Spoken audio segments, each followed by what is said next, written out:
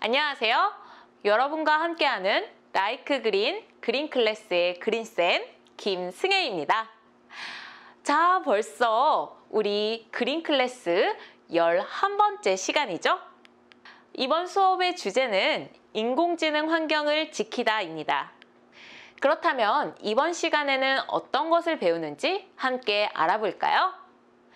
먼저 이 차세대 기술인 인공지능의 원리에 대해 자세히 알아보고 또 직접 체험해보는 시간을 가질 거예요. 두 번째 시간에는 이 인공지능을 활용해서 이 환경을 지키는 방법에 대해 배워보고 관련 활동을 진행해 볼 예정입니다. 그럼 본격적으로 우리 시작해 볼까요? 먼저 인공지능에 대해 알아볼까요? 우리 라이커쌤들이 재밌게 설명을 해주신다는데요. 한번 들어볼까요? 자, 여러분 혹시 월이라는 영화 아시나요? 네, 지구상에서 남아서 쓰레기들을 치우는 로봇의 이야기를 담은 영화인데요. 사진을 보니까 일반적인 로봇처럼 보이진 않아요. 네, 맞아요. 저 오른쪽 사진을 보니까 인공지능 월이가 자신의 바퀴가 망가진 것을 확인하고 새로운 바퀴로 바꿔 끼는 모습인 것 같아요. 그렇죠. 네, 이런 것을 보니까 인공지능 로봇이 아닌가 싶습니다. 완두님, 요즘 인공지능이란 말이 많이 나오고 있잖아요. 그렇죠. 그럼 여기에서 이야기하는 인공지능이란 무엇일까요? 저는 사람처럼 생각하고 판단하는 걸 인공지능이라고 생각해요. 근데 이게 정확하게 이야기하려니까 좀 어렵네요. 그렇죠. 네. 사람처럼 생각하고 판단해서 인공지능이 아니라 인간이 만들어서 인공지능이라고 합니다. 우리는 이렇게 인공지능이라는 말을 많이 사용하지만 실제로 정확한 개념에 대해서 알지 못하는데요. 이번에 다양한 예시들을 보면서 인공지능과 친밀해지는 시간을 가져보도록 합시다. 네, 좋습니다. 그럼 함께 알아볼까요?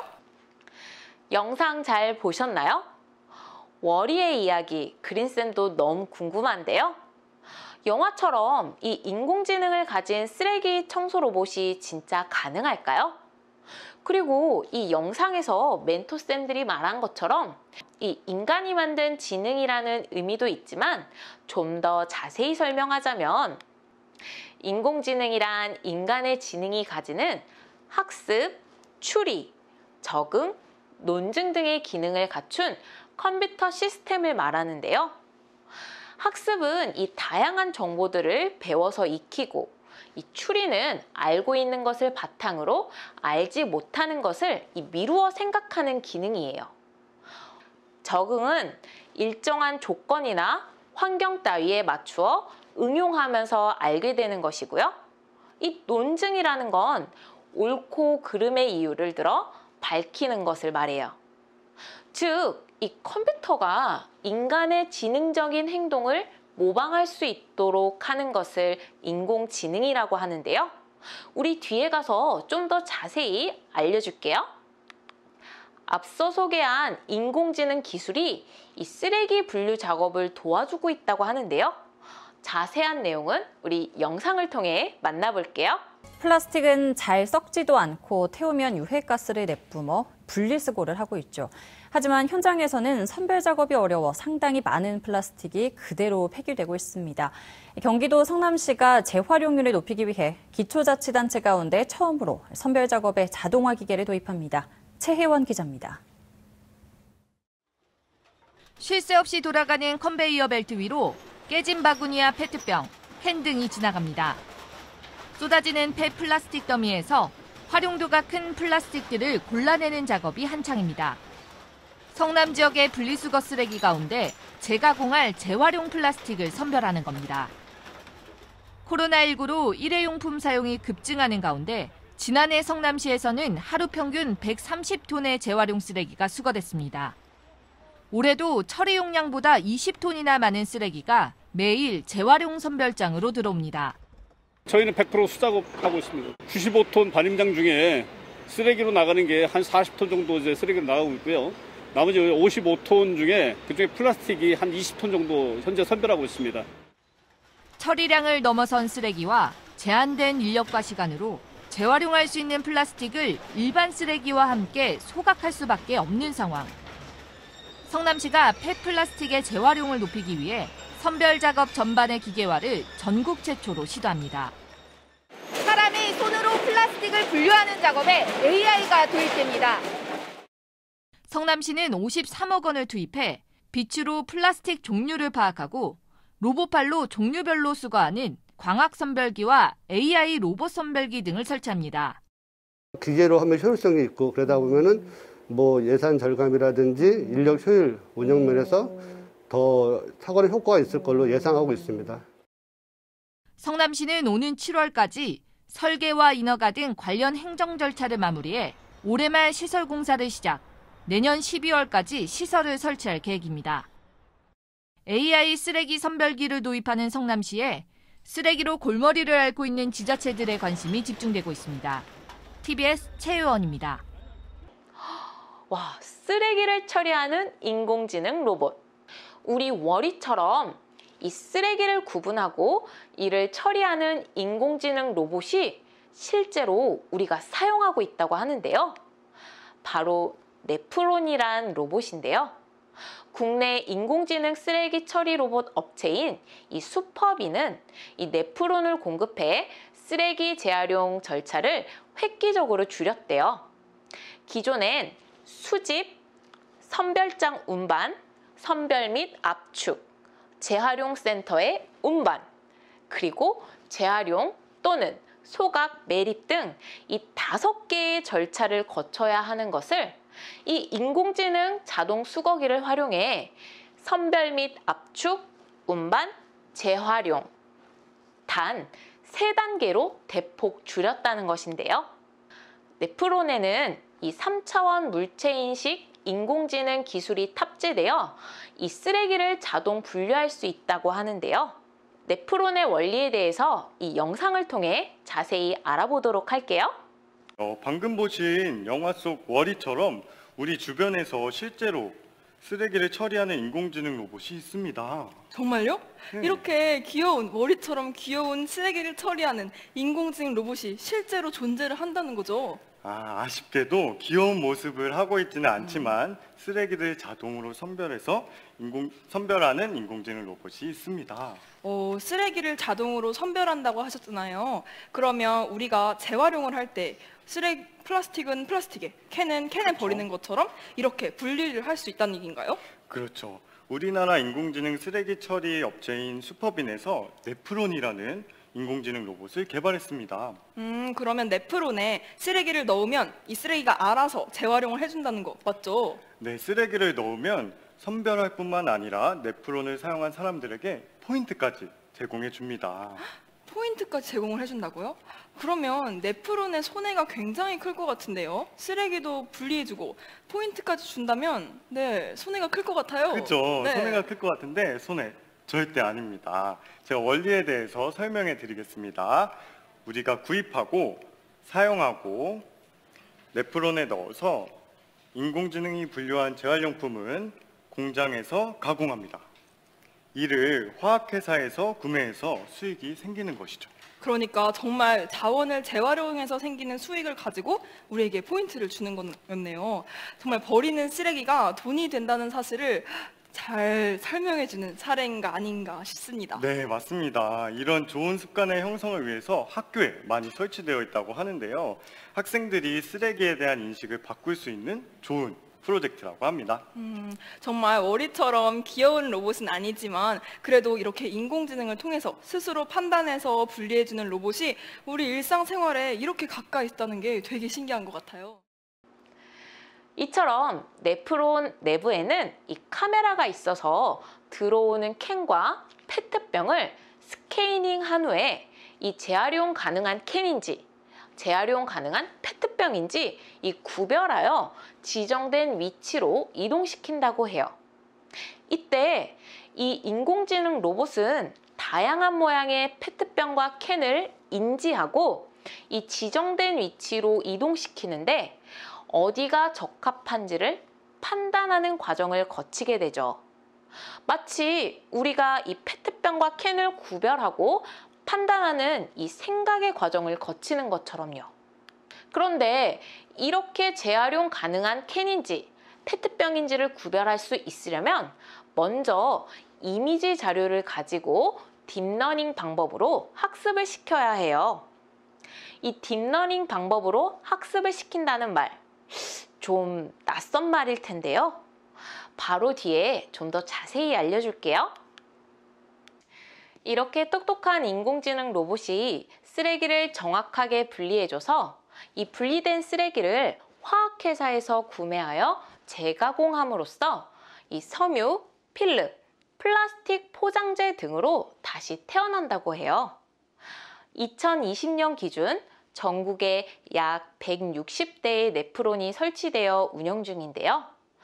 약 10만 명 정도가 이용하고 있어요. 매월 약 1,000만 원의 현금이 이 사용자들에게 보상된다고 하니 주민들이 무심코 버리던 쓰레기가 경제적으로 유익한 자원이 되었네요. 이처럼 이 쓰레기 문제로 골머리를 앓던 우리 사회에 AI 기반의 쓰레기통은 새로운 대안으로 떠오르고 있어요. 쓰레기를 처리하는 인공지능 로봇은 먼 미래의 이야기가 아니라 이미 우리 가까이에 와 있네요. 재활용에 도입된 이 AI 기술, 앞으로 더 많은 쓰레기 문제나 환경을 지키는 데에도 활용되기를 우리 모두 기대해봐요. 인공지능을 이야기할 때 빅데이터, 딥러닝과 같은 단어를 우리가 번번이 사용하는데요. 쌤이 아까 시작할 때 인공지능이 무엇인지 살짝 얘기해줬잖아요. 좀 더 자세히 이 인공지능과 빅데이터 그리고 딥러닝은 무엇인지 알아보기로 해요. 라이커쌤들의 이야기를 우리 집중해서 들어보도록 해요. 완두님, 인공지능과 좀 친밀해지신 것 같은데 네. 정확한 개념을 한번 알아볼까요? 네, 좋습니다. 인공지능은 인간이 가진 직접 능력을 인공적으로 구현한 것을 말해요. 인간이 갖고 있는 학습, 추론, 지각 능력 등을 컴퓨터 프로그램으로 실현한 기술입니다. 그러면 인간의 지능적인 행동을 모방한 것이 인공지능이라는 거 맞죠? 네, 맞아요. 얼마나 사람처럼 생각하고 사람처럼 행동하는가를 가지고 인공지능의 능력을 판단하죠. 그렇군요. 완두님, 제가 돌발 퀴즈 한번 내볼게요. 아, 네, 좋습니다. 이 사진 속 인공지능의 이름을 맞춰보세요. 저는 1번 슈퍼컴퓨터로 하겠습니다. 아, 과연 그럴까요? 정답은 두구두구두구두구 4번 알파고였습니다. 아, 틀렸네요. 네, 틀렸습니다. 네, 근데 저도 알파고 한 번쯤은 들어본 것 같아요. 2016년쯤에 우리나라의 이세돌 구단과 바둑대국을 한 알파고 덕분에 전 세계적으로 인공지능에 대한 사람들의 관심이 무척 뜨거웠었죠. 네, 맞습니다. 알파고는 구글에서 개발한 인공지능 바둑 프로그램인데요. 저도 그때 대국을 봤는데 네. 알파고가 4대1로 이긴 것을 보면서 정말 놀랐습니다. 맞아요. 정말 컴퓨터가 사람을 이기는 시대가 오다니 이게 상상이나 할 수 있었던 일이었나요? 그러게요. 근데 그러면 도대체 어떤 인공지능에 어떤 기술을 이용했기에 이렇게 이길 수 있었던 건가요? 네, 좋은 질문입니다. 바로 빅데이터와 딥러닝 기술 덕분에 알파고가 이길 수 있었습니다. 빅데이터라는 건 커다란 데이터라는 뜻인가요? 단순히 큰 데이터라기보다 대량의 데이터에서 가치를 추출하고 결과를 분석하는 기술입니다. 인공지능에게 이런 빅데이터를 이용해 학습을 시키는 거죠. 그 엄청난 양을 컴퓨터에게 학습을 시킨다는 거죠? 그렇죠. 와, 진정으로 컴퓨터가 공부를 해야 하는 세상이 왔네요. 네, 컴퓨터도 공부해야 하는 시대가 왔습니다. 컴퓨터가 하는 공부를 바로 딥러닝이라고 하는데요. 이 딥러닝은 컴퓨터가 수많은 데이터 속에서 패턴을 발견하고 사물을 구분하는 정보 처리 방식으로 이를 분별할 수 있도록 학습시키는 거죠. 네, 정말 신기한 것 같습니다. 라이커 쌤들이 알려주신 내용 잘 들으셨나요? 먼저 이 빅데이터에 대해 알아볼까요? 빅데이터란 이 기존의 데이터보다 너무 방대해서 이 기존의 방법이나 도구로는 수집하거나 저장, 분석 등이 어려운 데이터를 뜻하는데요. 기존 정형화된 데이터뿐만 아니라 이 문서, 텍스트, 이미지 등 이 비정형 데이터를 포함하여 가치를 추출하고 그 결과를 분석하는 기술이에요. 예를 들어 이 너무 방대하거나 이제까지는 처리하기 힘들었던 언어 자료인 이 음성이나 오디오, 이미지, 동영상 등 이 멀티미디어 자료도 포함하지요. 정보 처리 기술의 발달로 이 빅데이터를 처리하고 분석해서 그 속에 숨어 있는 의미 있는 정보를 찾아낼 수 있어요. 이외에도 기상청에서 가뭄이나 폭우, 지진 등의 자연재해를 예측할 때 사용하기도 해요. 빅데이터를 어떻게 활용하는지에 따라 우리의 환경 문제 해결 방안을 찾을 수 있는 열쇠가 되겠죠? 그렇다면 이 딥러닝은 무엇일까요? 딥러닝은 이 빅데이터를 처리할 때 인공지능을 활용해서 학습시키는 방법을 사용하는 컴퓨터 프로그래밍이에요. 컴퓨터가 인간의 두뇌처럼 이 수많은 데이터 속에서 패턴을 발견한 뒤 이 사물을 구분하는 정보 처리 방식으로 이 사물을 구별할 수 있도록 학습하는 것인데요. 아까 이 쓰레기를 분리하는 인공지능 로봇을 설명할 때 재활용 가능한 캔인지 페트병인지 구분할 수 있으려면 먼저 이미지 자료를 가지고 딥러닝 방법으로 학습을 시켜야 된다고 했어요. 재활용 가능한 캔, 페트병의 사진을 여러 장을 학습시키면 이 인공지능이 재활용 가능한 캔, 가능한 페트병의 특징 또는 이 패턴을 발견해서 재활용과 재활용되지 않는 것을 구별할 수 있도록 배우고 익히는 거예요. 이 딥러닝 기술을 이용하면 사람이 모든 판단의 기준을 정해주지 않아도 이 컴퓨터가 스스로 인지, 추론, 판단을 할 수 있는데요. 딥러닝에 대해서 좀 더 자세히 살펴볼까요? 이 딥러닝은 머신러닝이라고도 불리우는 이 기계학습의 하나인데요. 도대체 기계인 컴퓨터가 어떻게 학습을 한다는 것인지 하나씩 알아보도록 해요. 빅데이터를 사용한 이 딥러닝 처리를 보여주는 재밌는 영상이 하나 있는데요. 바로 사투리를 산다는 광고예요. 여기에 대한 영상 함께 보겠습니다.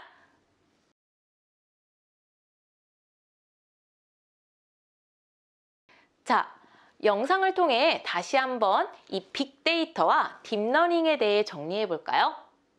한국어 방언 데이터는 음성 데이터로 이 빅데이터 중에 한 종류예요. 이 방언 데이터를 인공지능 스피커에 딥러닝을 하고 이후 이 인공지능 스피커에게 사투리로 무언가를 물어보면 그 의도를 잘 파악하여 좋은 답변을 해줄 수 있다고 해요. 딥러닝을 본격적으로 살펴보기에 앞서 이 인공지능과 자동화 프로그램을 구별해 보려고 하는데요. 우리가 받는 수많은 이메일 중에서 이 스팸 메일을 골라내는 것은 인공지능으로 하는 것일까요? 아니면 자동화 프로그램으로 처리하는 것일까요? 답은요, 이 인공지능으로 처리할 수 있는 것도 있고 자동화 프로그램으로 처리하는 것일 수도 있다예요. 여기 스팸 메일과 그렇지 않은 메일을 섞여져 있는 여러 통의 메일이 있어요.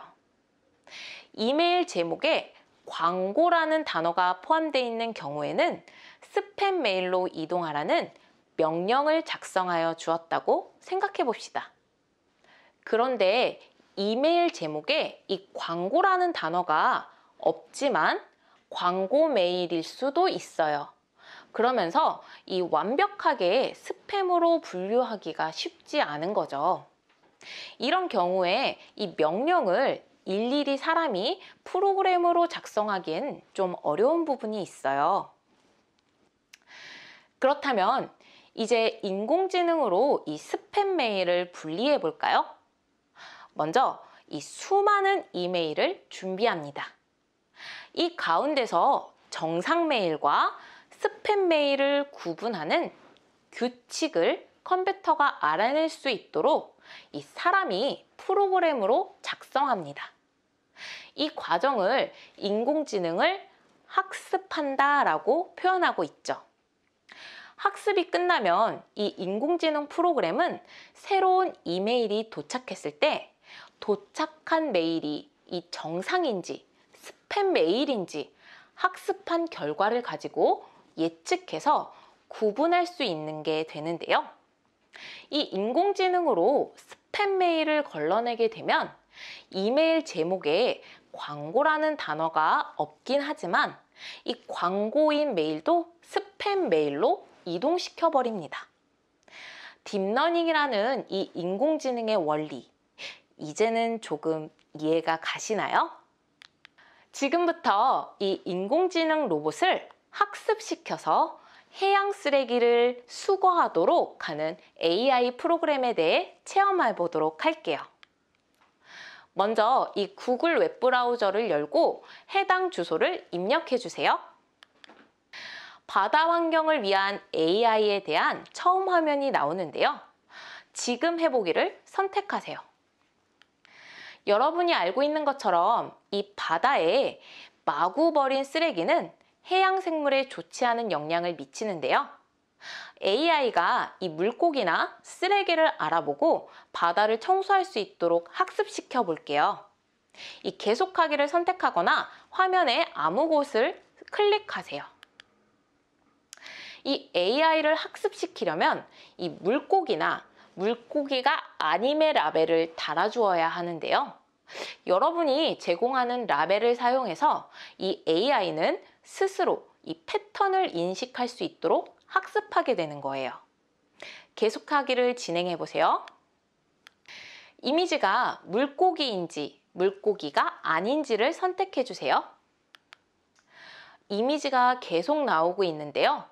이 인공지능을 학습시키려면 물고기인지 물고기가 아닌지를 많이 알려주어야 해요. 학습 중간마다 이 바다 환경에 대한 이야기도 나오는데요. 학습을 끝내고 이 예측 단계를 진행하고 싶다면 계속하기를 선택해 주세요. 예측 단계에서는 이 AI가 이 물고기의 생김새를 아는지 확인할 수 있어요. 실행을 한번 선택해 주세요. 예측 단계에서는 이 학습 데이터에 없었던 이 새로운 자료에 대해서도 물고기나 물고기가 아님을 이 AI 스스로 판단할 수 있는데요. 이 인공지능이 노란 물고기를 물고기로 판별했네요. 인공지능이 이 컵은 물고기가 아닌 것으로 판별했고요. 음식 쓰레기도 물고기가 아닌 것으로 잘 구분했네요. 어떠세요? 이 AI가 물고기를 잘 구별하고 있나요? 혹시 이 물고기가 아닌데 물고기로 AI가 판별한 경우가 있었나요? 이 경우에는 이 깡통을 물고기로 판단했는데요. AI는 여러분이 이 물고기와 물고기가 아님으로 선택한 데이터로 학습하게 되는데요. 여러분이 이 잘못된 선택을 하였다면 AI도 그 실수를 그대로 반복합니다. 실제로 이런 경우에는 이 프로그램을 수정하거나 더 많은 데이터를, 더 품질이 좋은 데이터를 준비해 주셔야 해요. 지금까지 물고기와 해양 쓰레기를 구분하도록 이 인공지능 로봇을 학습시키는 체험을 해보았는데요. 이게 너무 재밌었다 하는 친구는 잠시 영상을 끄고 다시 해보아도 좋아요. 컴퓨터가 인간의 이런 지적인 행동을 모방할 수 있도록 한 것을 인공지능이라고 한다는 말, 이해가 좀 더 되셨나요? 인공지능은 크게 이 약한 인공지능과 강한 인공지능으로 나뉘어서 말할 수 있는데요. 이 약한 인공지능은 인간의 다양한 능력 가운데 일부만 수행할 수 있는 것을 의미해요. 예를 들면 이 구글의 알파고는 이 바둑이라는 한 가지 기능에서 높은 성과를 나타내지만 IBM의 인공지능 시스템 와스는 이 사람보다 퀴즈를 더 잘 풀어요. 하지만 이 왓슨은 바둑을 두지는 못해요. 알파고도 이 퀴즈를 풀지는 못하고요. 하지만 이 반대로 강한 인공지능은 지성, 이성, 감성 등 인간의 다양한 능력을 모두 갖추고 있고 인간과 대화하고 함께 생활하는데 장벽이 없는 것을 의미해요. 주로 이 터미네이터 영화에서 나오는 스카이넷을 예로 들지요. 여기서 한 단계 더 나아가 이 인간의 지능을 훌쩍 뛰어넘는 지능을 초지능이라고도 부르는데요. 아직까지 이 현실 세계에서 사용되고 있는 이 모든 인공지능은 약한 인공지능이에요. 일부분에서만 인간과 비슷하거나 인간을 뛰어넘을 뿐이죠. 그러니까 과학자, 공학자는 인공지능으로 인간의 삶을 침범하려는 것이 아니라 이 인간을 위해 똑똑하게 일할 수 있는 인공지능을 만들려고 하는 거예요. 두려워할 대상이 아니라 우리와 함께 일해주는 조력자로 생각하면 되겠죠?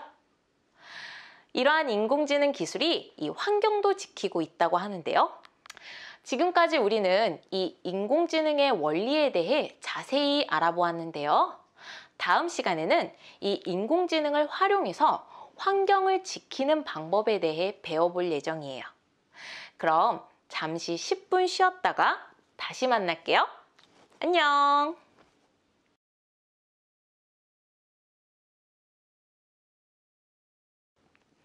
여러분 잘 쉬셨나요? 인공지능 환경을 지키다 두 번째 교시 시작하겠습니다. 인공지능을 활용해서 이 환경을 지키는 방법 한번 알아볼까요? 지금까지 이 인공지능에 대해 알아보았는데요. 이번에는 이 인공지능을 활용해서 환경을 지키는 방법에는 어떤 것들이 있는지 알아볼 예정이에요. 먼저 이 곳곳에서 활약하고 있는 인공지능 환경 지킴이에 대해 알아보기로 해요. 인공지능이 어떻게 환경을 지키는지 우리 라이커쌤들의 영상 한번 살펴볼게요. 이러한 인공지능이 환경까지 지키고 있습니다. 네? 환경을 지키는 일도 하고 있다고요? 네, 화면에 보이는 것처럼 우리 지구 곳곳에서 열심히 환경을 지키고 있는데요. 우선 우리의 지구에 산소를 공급하고 동물들의 서식지가 되는 숲을 지키고 있습니다. 아니 그러면 숲을 파괴하는 사람들을 감시라도 하는 건가요? 감시 비슷한데요. 세계자원연구소에서 고해상도 위성사진으로 숲의 파괴를 감시하고 예측하는 프로젝트를 진행하고 있습니다. 그럼 위성 사진으로 감시를 한다고 하셨잖아요. 그러면 우리가 아까 이야기했던 그 빅데이터와 딥러닝을 이용하는 거네요? 네, 맞아요. 기온, 기압, 지리 등의 다양한 정보를 수집하여서 사회 속의 복잡성을 파악해내는 매크로스코프 기술을 이용하고 있습니다. 단순히 사진만 찍는 게 아니라 다양한 정보를 이용하는 거네요? 네, 이러한 기술들을 가지고 사람들이 직접 확인하기 어려운 오지에서 새로운 도로를 만들거나 나무를 베는 등의 징후를 파악해서 위험에 처한 숲을 예측하고 찾아내는 것이죠. 정말 이렇게 위험에 처한 숲을 기술로 숲을 예측하고 또 찾아낸다면 숲을 보호하는 것도 가능할 것 같아요. 네, 가능합니다. 이러한 예측 결과를 가지고 그 지역에 제공해주고 숲을 위협하는 개발 활동을 막는 데 이용될 예정입니다. 영상 잘 보셨나요? 여기에서는 매크로스코프 기술에 대해 좀 더 자세히 알아볼게요. 이 매크로스코프 기술은 지구상의 복잡한 생태계와 이 상호 연결되어 있어서 환경의 기후, 날씨, 지하수, 토양 등에 대한 데이터를 이 종합적으로 분석하고 예측하는 것을 목표로 하고 있어요. 이러한 일을 하기 위해서는 이 인공지능과 클라우드 컴퓨팅 기술까지 포함되어야 하는데요. 이 매크로스코프 기술을 사용하면 이 초소형 대상을 보는 현미경이나 먼 곳을 볼 수 있는 만원경과 달리 인공위성이 촬영한 수천만 장의 위성사진을 세세하게 분석할 수 있어요. 인공위성 사진 속에 이 특정 물체를 놓고 승용차인지 트럭인지 구별할 수 있게 되는 거죠. 이렇게 수천만 개 고해상도의 위성사진의 데이터를 분석하는 지구상의 모든 데이터를 종합해서 그 의미를 찾아낸다면 오지의 새로운 도로 건설이나 산림 벌채 등의 이 징후를 파악하여서 가장 높은 위험에 처한 숲을 예측해낼 수 있게 되어요. 그럼 인공지능을 이용해서 이 환경보호를 실천 중인 사례를 만나보실 텐데요. 먼저 라이커쌤들의 영상 한번 보실게요. 네, 원두님. 네, 숨 말고 숨은 지구의 허파라고 불리는 게 무엇인지 아시나요? 알죠. 바다 아닙니까? 맞습니다. 네, 선배님, 그 바다도 이산화탄소를 흡수하고 산소를 만들어내는 거 맞죠? 네, 맞아요. 바닷속에 사는 식물성 플랑크톤이 광합성을 해서 지구 대기 중에 70%나 생산을 하고 있습니다. 산소를. 70%요? 네, 맞습니다. 저는 식물성 플랑크톤은 그냥 단순히 바다에서 물고기의 먹이만 되는 줄 알았는데 이렇게 산소를 70%나 생산하다니 지구에 정말 소중한 존재네요. 네, 그런데 이런 소중한 식물성 플랑크톤에게 위기가 다가오고 있는데요. 왜죠? 우리의 지구가 자꾸 뜨거워지면서 온도가 높아지고 있습니다. 완두님, 제가 또 돌발 퀴즈를 내볼게요. 네. 이렇게 지구가 자꾸 더워지는 현상을 뭐라고 할까요? 혹시 5글자 맞나요? 네, 5글자 맞습니다. 정답! 지구온난화입니다. 네, 정답. 지구온난화 맞습니다. 그러니까 지구온난화 때문에 식물성 플랑크톤이 사라질 거라는 거죠? 네, 맞아요. 우리의 바닷물 온도가 6도 오를 경우 식물성 플랑크톤을 멸종하고 공기 중의 산소가 다 사라질 수 있다고 합니다. 그럼 이것도 인공지능으로 어떻게 해결할 수 없을까요? 물론 해결할 수 있습니다. 현재 항공우주국 나사에서 인공지능을 활용하여 오른쪽 사진처럼 플랑크톤 개체수를 파악하고 추적해서 앞으로 어떻게 변할지 예측하고 있어요. 아, 그 오른쪽 사진에서 저 푸른색이 플랑크톤의 개체수를 나타내는 거고 그렇죠. 이러한 것을 통해서 바다의 변화를 관측하고 또 환경을 보호할 수 있다는 말이네요. 맞습니다. 너무 신기합니다. 식물성 플랑크톤을 살리기 위한 나사의 인공지능 기술. 정말 멋지죠? 바다를 지키기 위한 인공지능 기술을 보셨다면 이제 육지의 야생동물을 보호하기 위한 인공지능 기술도 함께 만나보실 텐데요. 라이커쌤들의 영상 한번 보실게요. 선배님, 그럼 이번엔 제가 역질문을 한번 해볼게요. 뭐죠?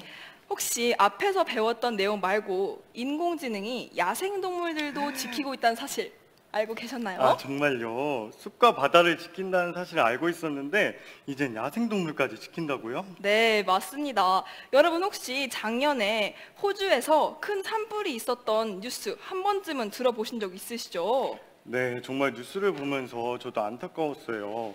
갈 곳을 잃은 코알라를 보니까 정말 산불이 무섭더라고요.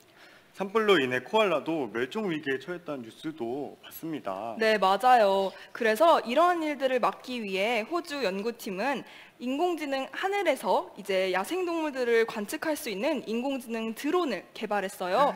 그래서 이것을 통해서 야생동물들의 정보를 전송하기도 하고 또 개체수 변화를 분석하기도 한다고 합니다. 아, 그러면 그 많은 정보에서 코알라를 찾고 코알라가 어디에 분포하는지도 다 파악할 수 있는 거네요. 그렇죠.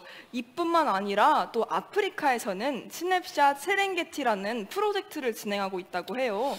스냅샷이라면 사진을 찍어서 한다는 건가요? 네, 맞습니다. 2010년부터 세렝게티의 움직임을 자동으로 감지해서 촬영을 하는 카메라를 설치하고 야생동물들의 움직임을 관찰하고 있다고 합니다. 와, 그럼 그 사진을 또 컴퓨터가 학습하는 거네요? 그렇죠. 그래서 세계 각국의 연구진들은 이러한 찍은 사진들을 인공지능으로 분석할 수 있는 프로그램을 개발했다고 해요. 그래서 일일이 자원봉사자들이 야생동물 하나하나를 다 찾아다니면서 사진을 찍는 수고를 덜어주었다고 합니다. 와, 이전에는 이것들을 다 일일이 직접 했던 일이군요. 그렇죠. 약 300만 개의 이미지를 처리할 때마다 자원봉사자들의 시간을 약 8년이나 절약할 수 있다고 합니다. 8년이나 절약할 수 있다니 사람이 할 일을 도와주는 인공지능이네요. 네, 맞아요. 하늘에서 이 야생동물을 관측하는 인공지능 드론, 야생동물의 움직임을 관측하는 스냅샷 세렝게티처럼 이 인공지능을 통해 야생동물의 개체수를 빠르고 안전하게 파악해서 이들을 보호할 수 있기 위한 계획을 효율적으로 세울 수 있도록 도와주고 있는데요. 인공지능은 이 연구 분야에서도 활용되고 있어요. 과학자를 도와 이 시행착오를 줄이고 보다 빠르게 연구를 할 수 있도록 도와주고 있죠. 특히 이 LG화학이 인공지능을 이용해 신소재 개발을 하겠다고 발표했는데요. 특히 이 기술을 이 친환경 소재를 개발하는데 활용해서 환경보호에 앞장서겠다는 포부도 밝혔대요. 우리는 지금까지 인공지능이 무엇인지 알아보았고, 이 환경을 지키기 위해 인공지능을 적용하는 분야도 살펴보았어요. 이제는 여러분이 환경을 지키는 인공지능 기술을 조사하고 환경을 지킬 인공지능 아이디어를 생각하며 발표해보는 건 어떨까요? 먼저 이 환경을 지킬 수 있는 인공지능 아이디어를 도출하기 위해서 이 워크북을 펼쳐서 위의 질문에 대한 답을 적어보도록 할게요. 가장 심각한 환경 문제는 무엇인가요? 또 이 문제를 뽑은 이유는 무엇인가요? 본 문제를 해결하기 위해서 취할 수 있는 방법은 어떤 것들이 있을까요? 문제는 간단하지만 여러분들의 아이디어가 엄청 많이 나와야겠는데요. 해결하고 싶은 환경 문제를 찾았다면 이제 앞선 사례에 나왔던 이 인공지능 기술도 좋고요. 또 새로운 인공지능 기술을 조사해서 앞서 제시한 환경 문제를 어떻게 해결할 수 있는지 적어보도록 해요. 이 인공지능 기술 자체가 단기간에 파악하기는 조금 어렵기 때문에 여기서 우리는 아이디어를 구상해보는 단계만 진행할 거예요. 아이디어가 완성된다면 친구들 앞에서 멋있게 발표해보도록 해요. 이번 활동은 이 심화 활동으로 환경을 지키는 인공지능 프로토타입을 만들어 볼 예정인데요. 앞서서 우리는 환경을 지키는 인공지능 기술을 조사하거나 또 환경을 지킬 인공지능 아이디어를 생각해서 발표해 보았는데요. 이러한 아이디어를 실제로 만들어 보려고 합니다. 물론 우리가 당장 인공지능 프로그램을 만들 수는 없어요. 그렇다고 해서 이 머릿속의 아이디어만으로 끝난다면 이제까지 배웠던 것들이 이 실제 결과물로 연결할 수는 없지요. 이런 경우 이 프로토타입이라는 것으로 아이디어를 실제로 구현해 볼 수 있는데요.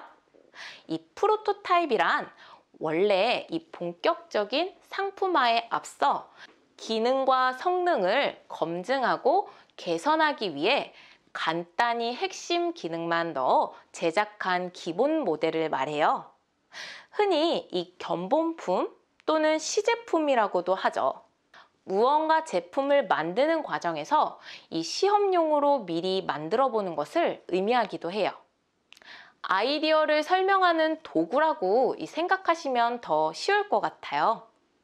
만약 여러분이 생각한 환경을 지키는 인공지능이 어떤 모습일지 또 어떤 방식으로 작동하는지를 실제로 그려보거나 만들어 보았다면 이 프로토타입을 만들어 본 것이나 마찬가지예요. 정리하자면 이 프로토타입은 빠르고 싸게 다양한 방법으로 만들고자 하는 것을 체험하거나 테스트해 볼 수 있게 만드는 것이 중요해요. 그래서 이 아이디어만 있다면 부담 없이 다양한 재료와 방법으로 만들 수 있죠. 그렇지만 이 아이디어를 실현시키는데 필요한 핵심 기능은 반드시 포함되어 있어야 해요. 이것은 꼭 기억해 주세요. 이 프로토타입은 완성품이 아니기 때문에 주변에서 구별할 수 있는 재료로 간단하고 대략적으로 만들어도 돼요. 인공지능 로봇이라면 어떻게 작용하는지를 알 수 있게 이 골판지 같은 종이나 블록으로 모델을 만들어 보아도 좋고요. 핵심 기술이나 아이디어를 담은 이 스케치나 크기를 줄인 종이와 이 나무로 만든 형태여도 매우 좋아요. 또 다른 프로토타입으로 이 페이퍼 프로토타입이 있는데요. 이 주로 옛 형태로 되어 있는 아이디어를 프로토타입 하는 거예요. 우리는 이 워크북의 해당 페이지를 이용해서 페이퍼 프로토타입을 만들어 볼 건데요. 먼저 이 페이퍼 프로토타입에 대한 영상을 같이 보겠습니다. 안녕하세요, 디자인 띵커 여러분. 오늘은 디자인 띵킹에서 프로토타입에 관한 이야기를 나누어 보도록 하겠습니다. 프로토타입은 아이디어의 핵심을 빠르고 저렴하게 만들어서 고객과 관련된 이해관계자들에게 검증을 하기 위해 만드는 그런 과정입니다. 주로 스케치나 롤플레잉, 그리고 만들어보는 빌드 형태로 프로토타입을 할 수 있는데요. 오늘은 그 중에서도 종이로 만들어보는 페이퍼 프로토타입에 관한 이야기를 나누어 보려고 합니다. 페이퍼 프로토타입을 만들어보는 과정은 사용자의 니즈를 찾기에 아주 좋고 혁신적인 방법입니다.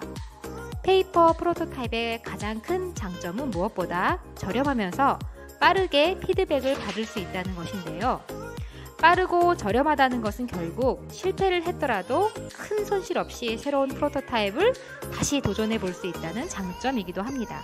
우선 여기 페이퍼 프로토타입을 위한 재료들을 좀 소개해 보도록 하겠습니다. 여러분들이 집이나 사무실에서 쉽게 구하기 위한 재료들입니다. 우선 종이가 있죠. 다양한 색깔의 종이인데요. 조금 더 부드러운 종이와 조금 더 좀 단단한 종이가 있네요. 두꺼운 종이요. 그리고 옆에 보시면 네임펜과 다양한 색깔의 네임펜이고요. 그리고 가위, 풀, 스카치 테이프, 그리고 마지막으로 포스트잇. 이 정도면은 페이퍼 프로토타입을 하기에 충분합니다. 자, 그러면 우리 프로토타입을 한번 만들어 볼까요?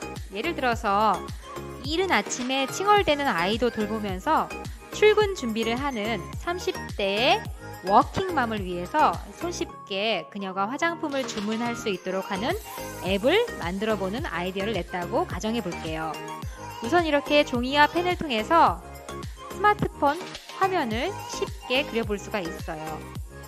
이렇게 쉽게 인터페이스를 그리고 설명해 줄 수 있겠죠? 또 와이어프레임으로 해서 화면 단위로 레이아웃을 설계할 수도 있습니다. 각 아이디어의 핵심적인 사항들을 화면으로 담고 우리의 페르소나가 어떻게 쉽게 화면을 통해서 주문을 할 수 있는지를 이렇게 구현해 보는 거예요. 어때요? 참 쉽죠? 이번에는 우리의 페르소나인 30대의 워킹맘이 쉽게 활동을 하면서도 주문할 수 있도록 스마트폰뿐만이 아니라 웨어러블 기기, 스마트워치를 이용해서도 주문할 수 있도록 아이디어를 만들어 봤어요. 그래서 종이와 펜, 가위를 가지고 아이디어를 그리고 오리고 맞습니다. 아이디어를 눈에 보이게 텐저블하게 만드는 작업입니다. 실제 우리의 고객이 어떻게 사용할지 착용하는 모습도 구현해 볼 수가 있겠네요. 이제 위에서 우리가 주문한 화장품이 고객한테 배달되었다고 한번 생각해 볼까요? 우리의 고객은 박스를 열어서 주문한 화장품의 구성을 보겠죠? 사이즈도 경해 볼 수 있겠네요. 이처럼 디자인 띵킹에서 프로토타입은 완성된 시제품을 만드는 것이 아니라 피드백을 받기 위해 아이디어를 시각적으로 표현하는 과정입니다. 어때요? 페이퍼 프로토타입을 만들면 저렴한 재료로 빠르게 핵심 아이디어를 구현하면서 점차 개선을 통해서 완성도를 높여갈 수 있지 않을까요? 동영상에서는 이 화장품 앱을 예시로 한 프로토타입이었는데요. 화장품 앱 대신에 이 환경을 지키는 인공지능 앱의 페이퍼 프로토타입을 한번 다 같이 만들어 볼까요? 이 워크북의 내용을 정리해서 작성해 주세요. 다 작성된 친구들은 이 손을 들어 반 친구들에게 본인의 프로토타입을 발표해 주세요. 지금까지 우리는 차세대 기술인 인공지능에 대해 알아보고 이 인공지능을 활용해서 환경을 지키는 방법에 대해 탐구해보고 아이디어도 구상해보았어요. 다음 시간에는 11차시 동안 진행되었던 내용들을 되돌아보면서 이 환경 전문가로 성장한 우리 자신을 만나보는 시간이에요. 오늘도 여러분 너무 수고 많으셨어요. 그럼 우리 12차 시에 또 만나요.